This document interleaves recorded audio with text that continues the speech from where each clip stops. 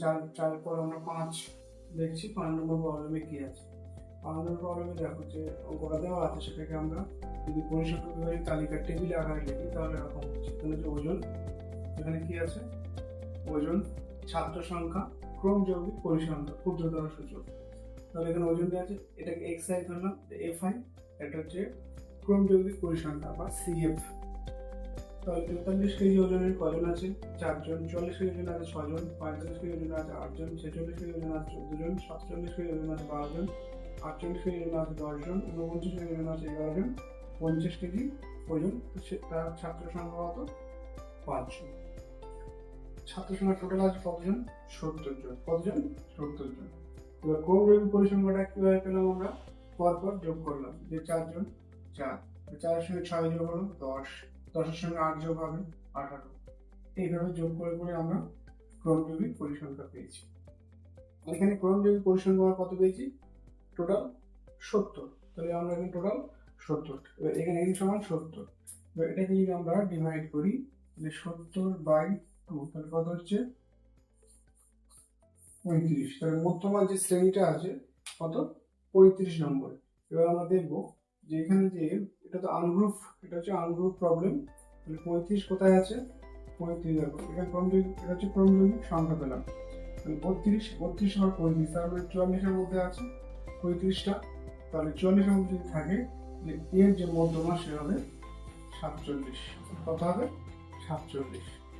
এটা হলো আমাদের মধ্যমা। তাহলে মধ্যমা কত হলো? মধ্যমা সমান 47 কেজি। ঠিক আছে। এরপরে যে প্রবলেম আছে 6, 7 একই রকম, এইভাবে আমরা পরপর করব। ঠিক আছে। তাহলে 6, 7 একই রকম। আমরা এখানে দেখবো, আমরা চলে যাবো ডাইরেক্ট 8-এ। কোথায় চলে যাবো? 8-এ।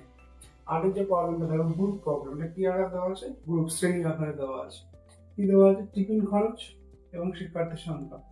বলছে 35 থেকে 40 টাকা টিফিন খরচ করে কতজন? 3 জন। 40 থেকে 35 টাকা খরচ করে 5 জন। 35 থেকে 50 খরচ করে 6 জন।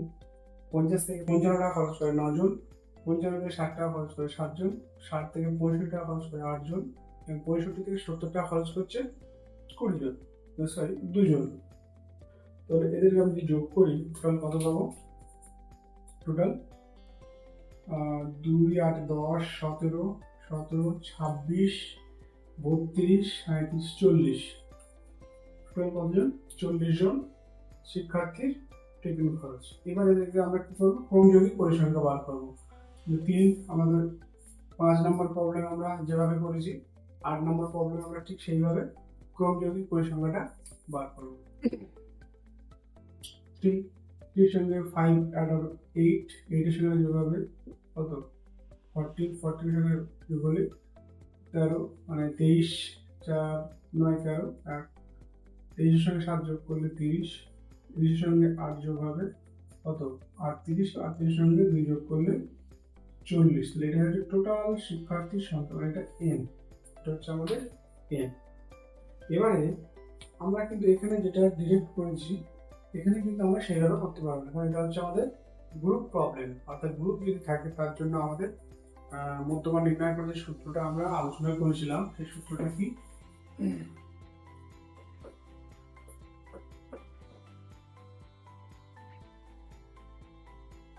এই সূত্রটা ছিল মধ্যমা নির্ণয় করা, যে মধ্যমা, মিডিয়ান ছিল L plus n/2 minus CF by F into H। এটা ছিল আমাদের সূত্র। তাহলে আমরা এখানে n/2টা বার করবো। এখানে আমরা n/2টা বার করবো, যে n/2, এর মধ্যে কত পেয়েছি আমরা? 40। তাহলে 40/2 কত হলো? 20। তাহলে ক্রম যৌগিক পরিসংখ্যা কত? 20। তাহলে ক্রম যৌগিক পরিসংখ্যা 20 কার মধ্যে আছে দেখবো। তো দেখতে পাচ্ছি কত? 23। তাহলে এর মধ্যে আমাদের 20 ঢুকে আছে। তাহলে এইটা হলো আমাদের মধ্যমা শ্রেণী। তাহলে এখানে মধ্যমা যে শ্রেণী, এটা কত? 50 থেকে 50 থেকে 55, তাহলে এল সমান কত হবে? মধ্যমা শ্রেণীর নিম্ন সীমানা 50।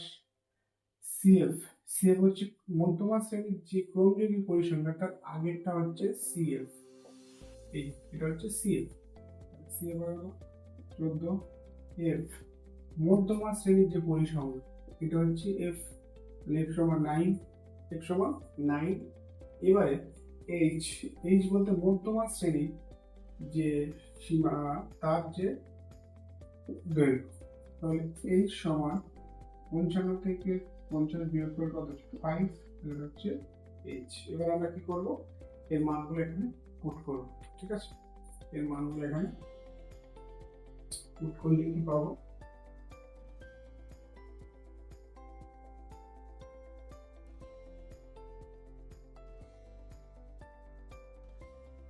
সমান কত?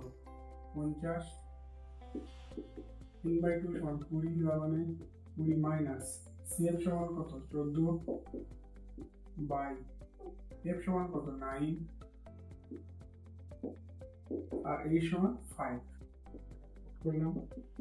50, 20 থেকে 14 বাদ দিলে 6 বাই 9 ইন্টু 5, 3 দোকানে 6, 3 দিনে 9, তাহলে 5 প্লাস, তাহলে 50 প্লাস 50, 2 এর সঙ্গে 5 গুণ করলে 10, তাই না? 10/3। এবার এটা কত হচ্ছে? 10 কে 3 দিয়ে ডিভাইড করলে 3 3 3 ডট ডট, এইভাবে চলবে। তাহলে কিভাবে যোগ করলে 50 53.33 ডট ডট ডট ডট, এটাকে যদি আমরা অ্যাপ্রক্সিমেট নিই তাহলে 53.33। এটা হলো আমাদের উত্তর। এই যে 8 নম্বর যে প্রবলেম ছিল, তার মধ্যমা হচ্ছে 53.33। ঠিক আছে, এরপরে আমাদের 12 নম্বর প্রবলেমে যাব। ঠিক আছে।